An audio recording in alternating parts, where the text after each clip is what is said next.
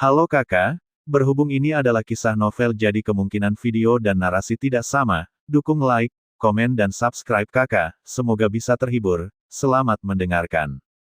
Saat blokade alam ini dicabut, terobosan anti-inflamasi seperti ledakan, dan dalam waktu singkat, itu datang ke alam tujuh tepi ketiga, dan kecepatan terobosan seperti itu sangat menakjubkan. Xiao Yan hanya perlu mengetahui sesuatu, dan 2 yuan terakhir adalah untuk bisa menjadi pembangkit tenaga listrik 9 yuan. Puncak ketiga, elemen ke-8 saya adalah kekuatan kejang, mata Xiao Yan bersinar dari kekuatan yang mulia jahat untuk merebut kejang, dan kekuatan penyitaan yang kuat setelah mewarisinya darinya telah membawa banyak manfaat bagi Xiao Yan. Saat ini, ada klon yang kuat, yang datang melalui kejang, dan terobsesi dengan kekuatan klan. Dibandingkan dengan mantan klan Genshin, itu juga merupakan eksistensi yang menakuti semua dunia, dan itu juga milik kekuatan aturan, dan hanya sedikit orang yang dapat mengendalikan kekuatan aturan. Terobosan Xiao Yan tidak menghentikan pertempuran putus asa ini, semuanya adalah perasaan dan pengertian Xiao Yan, dan latar belakangnya sendiri cukup kuat.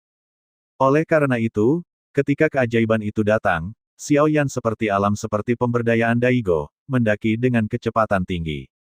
Ketika dia menembus elemen ke-8, kekuatan dan kekuatan pengambilan terpecah dalam jiwanya, menyatu bersama.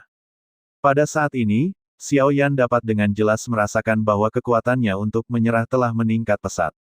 Sosok Ye Beijing berada di suatu tempat dalam kehampaan, dia tidak mendekati Xiao Yan, tetapi diam-diam terletak di kehampaan, menyaksikan kekuatan Xiao Yan terus menerobos.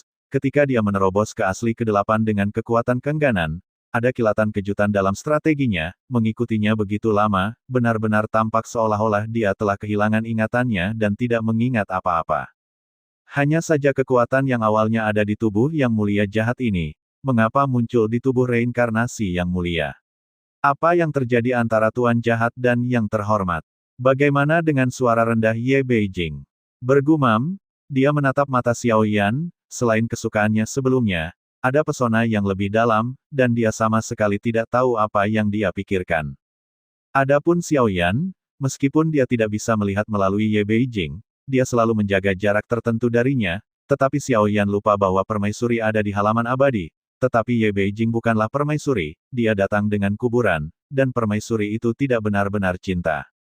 Mungkin, seperti permaisuri, setelah jatuhnya, dia khawatir Xiao Yan akan sedih. Jadi dia menggunakan kekuatan terakhirnya untuk menghapus ingatannya di hati Xiao Yan, dan semua yang dia lakukan di alam sejati Suanyin adalah sublimasi perasaannya terhadap Xiao Yan dan pemikirannya tentang kehormatannya. Meskipun dia pergi dengan cara ini, dan juga menghapus ingatan Xiao Yan dengan cara yang paling mendominasi, Xiao Yan tidak mau, dan mengukir namanya di tulang tangannya, bahkan jika dia tidak tahu nama ini, selama dia melihat nama ini, Xiao Yan akan merasa tertekan, dan bahkan pingsan berkali-kali. Dapat dilihat bahwa ketulusan permaisuri menyentuh Xiao Yan, dan Xiao Yan tidak bisa menerimanya, jadi dia melupakannya. Selalu ada seseorang yang sangat dia sayangi, tetapi dia tidak bisa mengingat perasaan itu.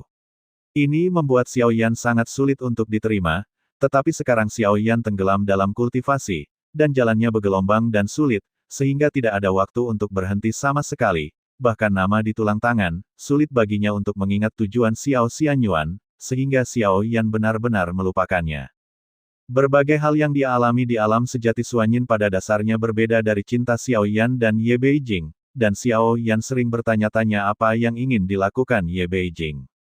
Pendekatannya jelas bukan kultivasi ganda, sangat sederhana, hanya saja Ye Beijing tidak melakukan sesuatu yang tidak sesuai, dan dia membantu berkali-kali di sepanjang jalan. Untungnya, Xiao Yan tidak terlalu banyak berspekulasi, lagi pula, dengan kekuatan Ye Beijing untuk membunuh, dia tidak akan menunggu sampai sekarang. Selain kultivasi ganda, Xiao Yan telah menebak beberapa identitas seperti Ye Beijing. Apakah dia benar-benar raja dari klan yang terobsesi?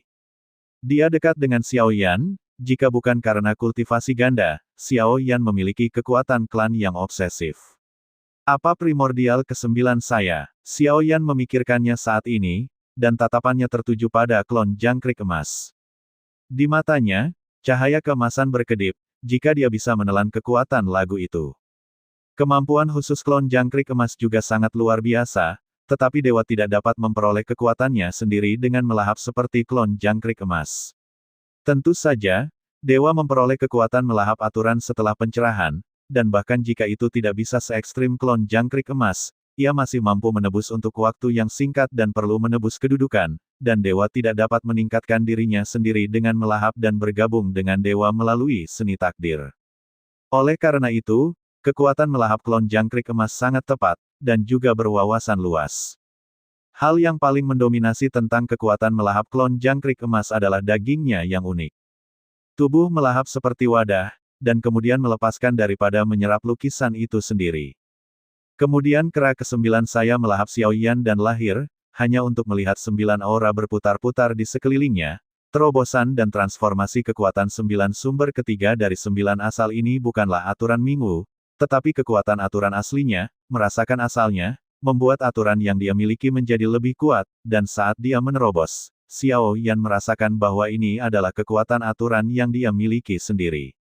Tetapi kekuatan aturan ini menjadi lebih kuat, seolah-olah mereka terintegrasi dengannya. Hu Xiaoyan menarik napas dalam-dalam, dan kemudian menghembuskannya, dan semua kelelahan di tubuhnya tersapu.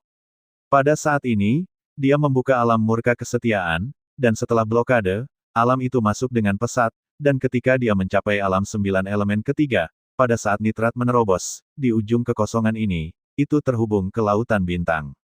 Haha, bagaimana? Aku tidak berbohong padamu untuk menunggu, aku akhirnya berhasil masuk, suara hangat terdengar, meskipun tawanya sangat bahagia, tetapi kelompok itu tampak sangat malu, dan orang yang tertawa adalah Feng Xichang, yang pernah berhubungan dengan Xiao Yan sebelumnya. Dia memimpin sekelompok sosok, tetapi dibandingkan dengan selusin sosok yang memasuki batu, hanya jalan batu yang tersisa di sampingnya, dan sepertinya dia tidak membayar harga yang sangat mahal melalui Laut Xingxia. Di sini sangat sunyi, sepertinya mereka masih terjebak di dalamnya, dan penciptaan ada di depan. Bong Xichang. Setelah berbicara, dia sudah memimpin dalam berubah menjadi pelangi panjang dan terbang ke depan, dan ketika semua orang melihat ini, mereka buru-buru mengikuti terlepas dari kelelahan fisik mereka.